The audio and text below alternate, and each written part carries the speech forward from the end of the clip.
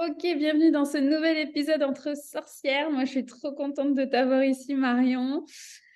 Marion Brasier, on va dire femme médecine. Est-ce que tu peux nous en dire un peu plus sur, présente-toi en quelques mots qui tu es, ma chère Marion. Eh ben, écoute, merci déjà, Laurence, de m'accueillir sur ta chaîne. Alors, c'est difficile pour moi de me présenter parce que j'ai beaucoup de choses, enfin, je fais beaucoup de choses et en même temps, toutes ces choses, en fait, elles apportent, elles s'apportent quelque chose. Donc, comment dire, euh, j'ai commencé avec le yoga, voilà, et le yoga m'a amené à la méditation.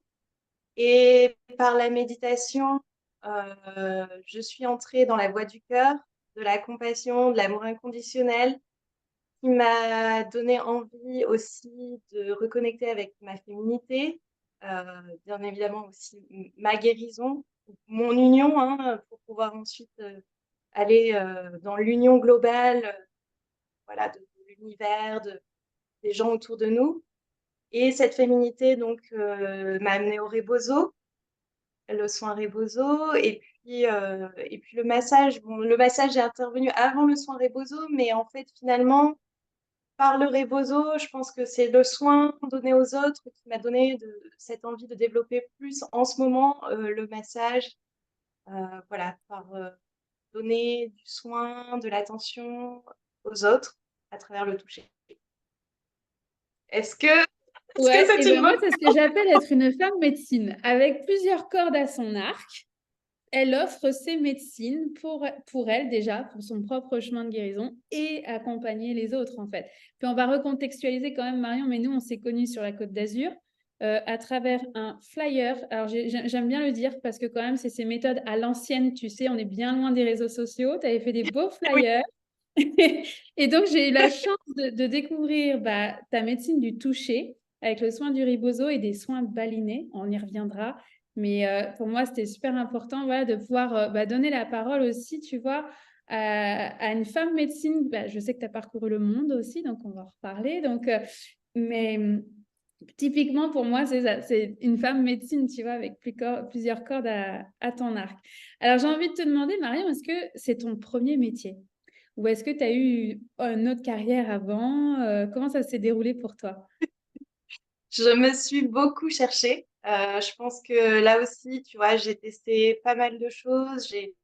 Mon cheminement, en fait, finalement, il est toujours, enfin, il est constant, en fait. Il continue à l'heure actuelle.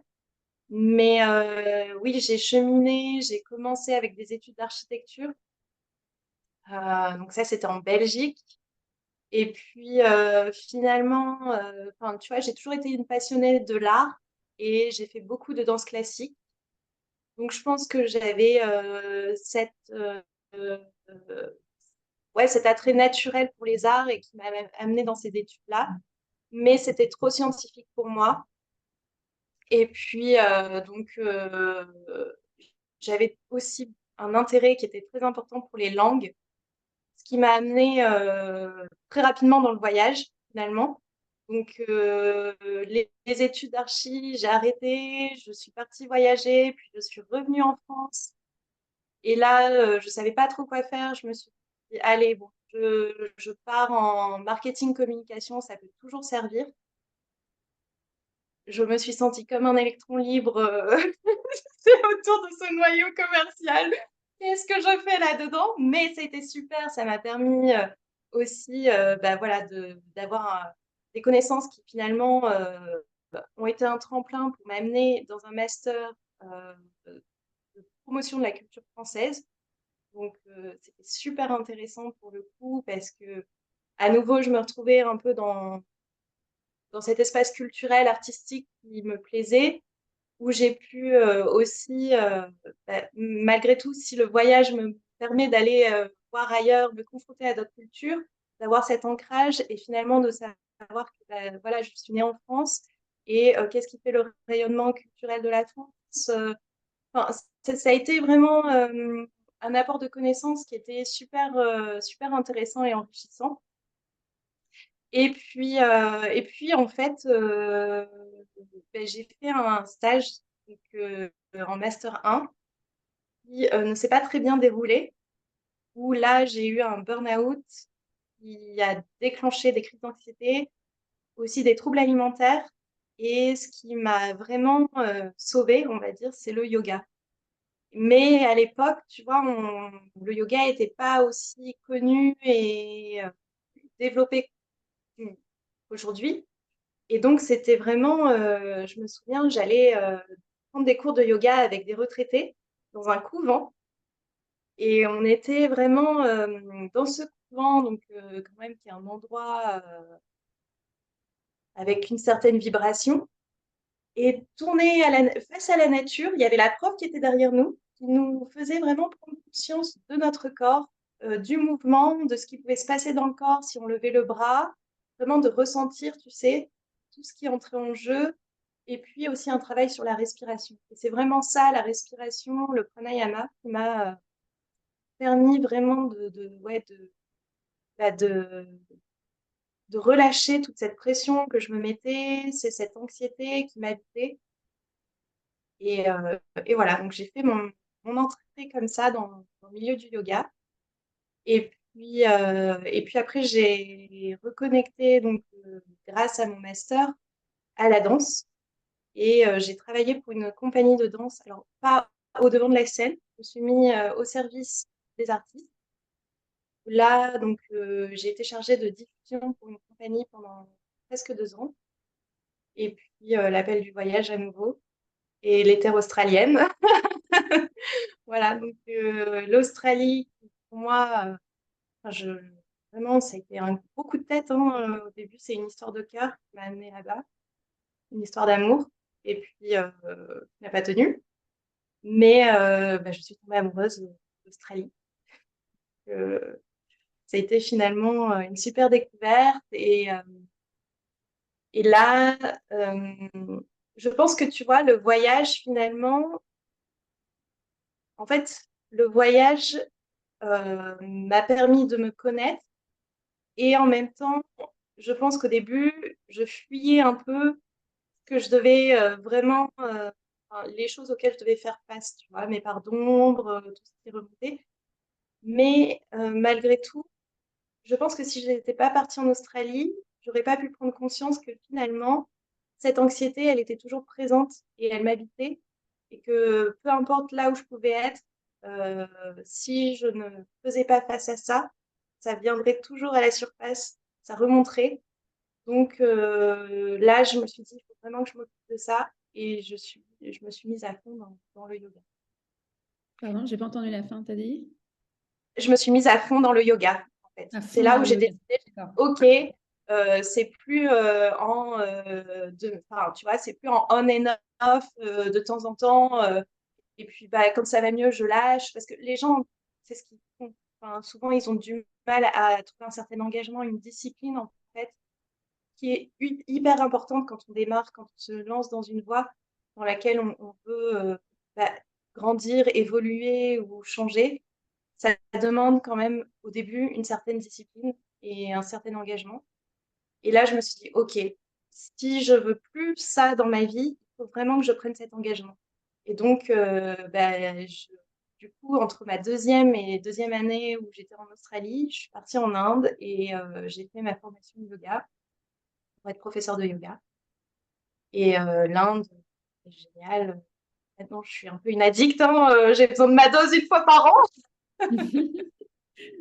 Est-ce qu'il y a un type Mais de yoga dans lequel tu t'es rentrée ou ouais, alors, j'ai commencé, si tu veux, moi, au début, je pratiquais tout type de yoga. Enfin, j'avais pas, parce que comme j'avais pas cette constance, en fait, j'ai un peu tout essayé. Donc, enfin, là, j'avais cette opportunité. J'avais une amie qui rentrait en Allemagne et qui m'avait dit, écoute, moi, je vais faire un arrêt en Inde pour faire ma formation.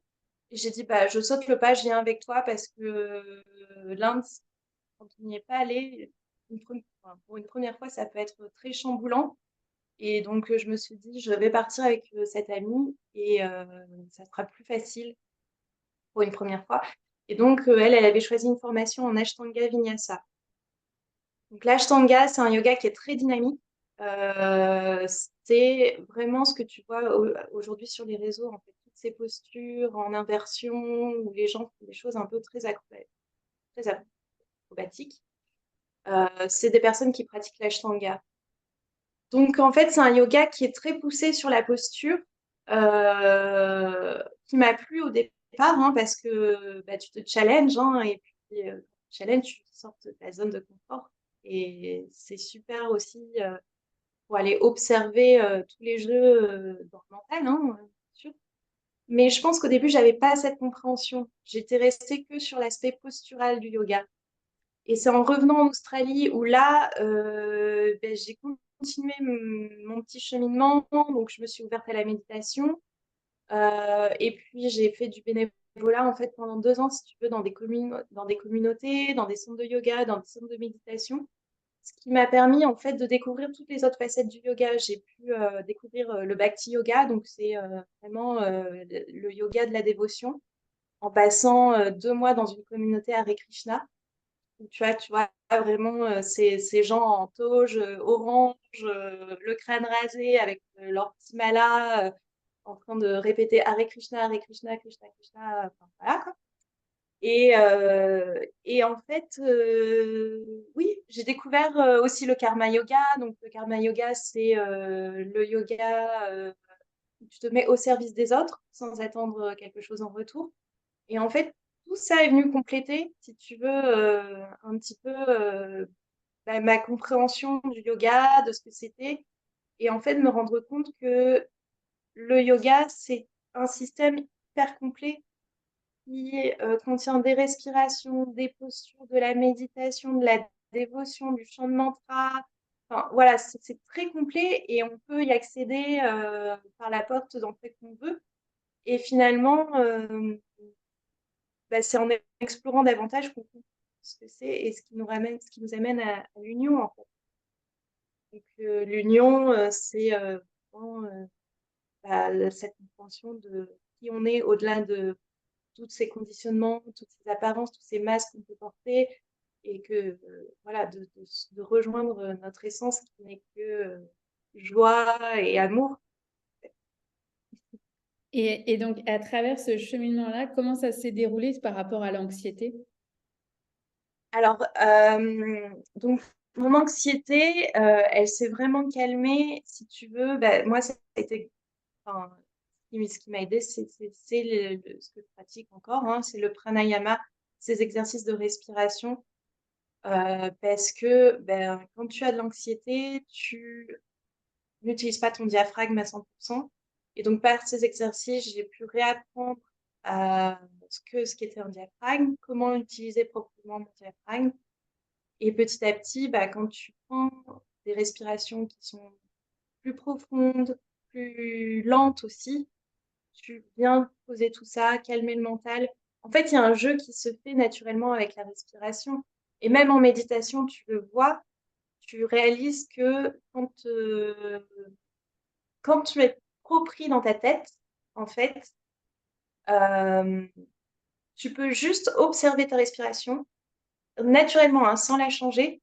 Tu vas voir que ta respiration, elle est beaucoup plus saccadée, elle est beaucoup plus agitée. En fait, il y a vraiment un lien entre la respiration et le mental. Et quand, au contraire, tout va bien, tu es posé, tu es vraiment en osmose avec ce qui t'entoure, enfin, tu vois, dans un calme et une paix totale, ta respiration, elle est presque imperceptible et vraiment dans la fluidité.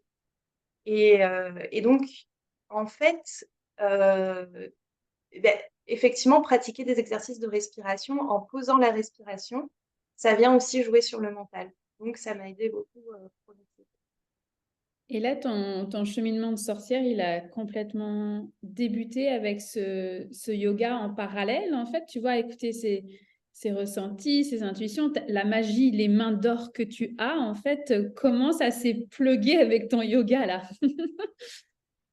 Eh bien, je pense que c'est donc par le biais de la méditation, par les ressentis. Ouais, parce que finalement, en fait, si tu veux, donc, à un moment, j'ai arrêté de pratiquer le yoga postural. Je n'ai fait que de la méditation en position statique, où j'étais que dans l'observation de mes sensations, de ma respiration. Et j'ai développé, en fait, beaucoup, enfin, ça fait grandir mon cœur, en fait. Et je pense que ça, au moment, quand tu ressens beaucoup d'amour, tu as envie de le partager. Et moi, je pense que c'est le toucher, c'est vraiment ma voie de communication, hein. Plus que la parole, finalement, où je sens que enfin, c'est pas mon terrain. Enfin, je sens que pour moi, c'est vraiment par le toucher, par mes ressentis, ce que je vais pouvoir offrir à cette personne, l'accompagner avec moi dans un certain lâcher-prise. Euh, euh, ouais, c'est comme ça que j'arrive le mieux à communiquer. Donc, c'est tout naturellement. Je pense que c'est. Et puis, peut-être aussi euh, via la danse, tu sais. Enfin, parce que enfin, c'est ce qu'on me dit souvent, en fait, mon massage, en tout cas le massage baliné que je pratique, on me dit souvent, ah, mais c'est comme une danse, en fait. T'as- t'as ta technique et puis on sent vraiment que c'est comme si tu venais danser autour de nous et nous accompagner dans le mouvement. Et je dis, mais oui, en fait, je pense que du coup, peut-être qu'il y a aussi le mouvement de la danse qui est venu s'intégrer là-dedans. Est-ce que tu veux nous en dire plus? C'est quoi un massage baliné? C'est quoi la spécificité de ce type de massage? Alors, le massage baliné, c'est un massage relaxant et tonique à la fois. C'est un massage du corps complet aux huiles. Et moi, pour le décrire, en fait, je te dirais que donc il y a les traditions, hein, bien sûr, où il y a une connexion qui est très forte aussi avec les pieds, parce que bah, voilà, en tout cas à Bali, ce massage commence par les pieds et le pied, c'est les pieds, en fait, c'est vraiment là où, enfin, c'est la partie de ton corps qui va porter ton âme. Donc c'est pour ça que la connexion avec les pieds est très importante et le massage commence par les pieds. Et après, donc en fait, on chemine autour de la personne en tournant de la gauche vers la droite. Donc pour la personne, enfin voilà, en fait, elle comprend que ça va commencer d'un côté et puis ensuite venir sur l'autre côté.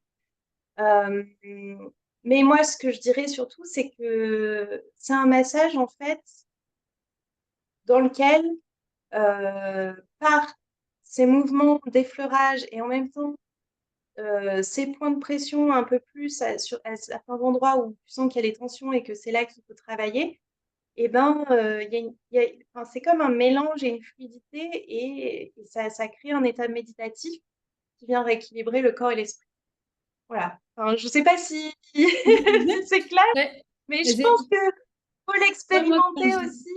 Et- quand je l'ai vécu, moi, avec toi, c'était la première fois, bah, déjà, la première fois, on avait fait un soin Ribozo, puis j'ai dit, mais c'est quoi, on se dirait à Bali ici, tu vois, je savais même pas à ce moment-là que tu étais dans les massages balinés. Et quand j'ai vécu cette expérience, alors moi, je suis une adepte des massages ayurvédiques depuis 10 ans, en fait. Donc c'était un tout nouveau terrain d'aller me faire toucher avec enfin, une autre approche, en fait, tout simplement, mais ouais, un appel profond. Et c'est un voyage. C'est une autre technique que l'Ayurveda, mais c'est un voyage en fait par le toucher, mm, je me souviendrai toujours, il y avait tes alliés qui étaient là, les miens, donc enfin c'était un massage, on ouais, n'était pas juste nous deux en fait. Tu vois, pour moi c'était ouais, bien plus profond que ça. Certes, ça passe par le corps et les mémoires cellulaires, mais il y avait une guérison émotionnelle, énergétique et spirituelle en même temps. ouais, J'ai trouvé ça extrêmement complet en fait comme type de mm, massage, hein. Donc, en tout mm, cas, pour la sorcière que je suis, ça a nourri mes différents pans, on va dire. Mais justement, tu vois, à ces sorcières-là, qu'est-ce que tu leur dirais, tu sais, pour conclure? Tu sais, dans ce cheminement, j'entends burn-out, anxiété, cheminement, en fait, avec le yoga, les différents pays, les différentes cultures, en fait, que tu es ouais, allé au contact des sagesses, en fait, de mm. chacune pour mettre au monde ta propre femme médecine, tu vois. Qu'est-ce que tu dirais une sorcière, tu sais, qui le sait, j'ai même pas envie de dire qui découvre, en fait, ses ressentis, elle le sait, mais c'est Sûr. compliqué, parce que la société ne valorise pas ça, etc. qu'est-ce qu'elle pourrait faire pour continuer de se faire confiance, de développer sa magie à elle? Qu'est-ce que tu leur dirais?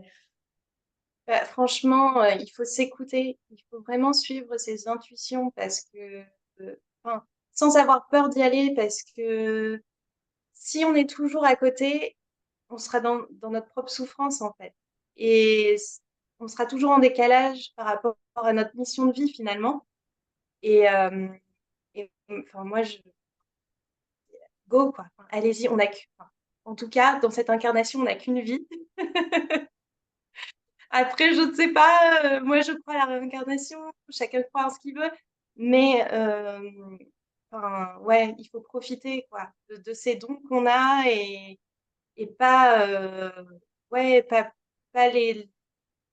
essayer de les dissimuler ou, ouais, il faut les écouter, c'est hyper important, écouter ses envies et y aller à fond en fait. Et pas avoir peur, tout lâcher la peur, parce que c'est souvent ce qui nous retient. Mais quand on arrive à vraiment dépasser ces zones de peur et ben, en fait, c'est que des cadeaux qui s'offrent à nous, donc mmh, il faut Ouais, y donc c'est aller. Go, naturel go. pour toi. C'est naturel d'avoir ses intuitions, ses ressentis et on ne devrait pas en fait les cacher. Exactement, ouais, ouais. Je pense que, enfin, même moi, je pense que j'ai pas conscience de tout ce que, voilà, je pense que c'est encore aussi en train que je le découvre aussi, tu vois, mais dans le fond, comme tu dis, on le ressent en fait. On le sent et il faut y aller en fait. Il faut pas se brider ou se dire ah non, mais que vont penser les autres ou que vont dire mes proches. Enfin, il faut vivre le truc quoi. C'est là et c'est là en fait. Et il faut l'accueillir et le faire grandir. Est-ce que tu Voilà. dirais que tu es plus heureuse aujourd'hui d'avoir suivi en fait ces différentes médecines, ces différents appels de ton âme que quand tu étais dans tes études d'architecte? Ah bah carrément, carrément. Non, mais c'est cette joie que je voulais qu'on voit parce que, en fait, tu sais, quand on est là, puis on a cette peur, mais oui, oui, ça coûte de l'argent faire une formation de plus, puis à quoi ça va vraiment servir, enfin, où ça me mène, tout ça. Mais ça nous mène à cette joie que tu viens simplement d'exprimer, en fait. Tu vois, il y a un avant et il y a un après, en fait. Et Bien c'est cette sûr. joie qui doit driver, en fait, les sorcières. Moi, donc je voulais te voir, en fait. Et si je peux rajouter, de toute manière, le corps le fera comprendre. Si tu es désaligné, tu vois, c'est ça, c'est que le burn-out, il viendra à toi, ou la dépression, ou l'anxiété, ou enfin, ça se manifestera en fait. Par le physique, hein, bien sûr, ça peut être des symptômes physiques, ou au niveau du mental. Donc, en fait, tu le sens quand tu es en décalage, quand tu n'es pas aligné avec toi-même. Donc, c'est bien en fait. Il faut pas ignorer ces signes-là parce que c'est comme un voilà, c'est un petit, c'est comme dans la voiture en fait, quand tu as déjà le petit client qui s'allume, les lumières là, parce que tu as un souci technique et ben voilà, il faut le prendre vraiment comme un indicateur et pas, comme quelque chose de négatif. Au contraire, ça va permettre d'évoluer, d'aller vers quelque chose de meilleur. Donc ouais, écouter ces signes voilà, qu'on peut penser négatifs et qui en sont en fait très positifs. Ben, mille fois merci Marion d'avoir accepté d'être là au micro entre sorcières, de d'oser, parce que c'est un cheminement quand même entre les moments où tu commences à regarder, explorer, puis aujourd'hui d'être au micro. Donc, merci de partager tout ce beau parcours. Puis, je mettrai tes coordonnées en dessous de la vidéo, là, s'il y en a qui veulent te découvrir. Donc, je vais juste rappeler, Marion, elle est dans le sud de la France, médecine du toucher. Donc là, c'est obligé, il faut venir faire un tour ailleurs. Hein, sur la Côte d'Azur pour venir toucher à la magie ou au hasard d'un de tes prochains voyages. Et puis, bah, merci mille fois d'avoir accepté d'être. Merci à toi, vraiment merci, voilà, pour ce moment d'échange et cet espace que tu m'as offert. Merci beaucoup. Ouais, avec plaisir.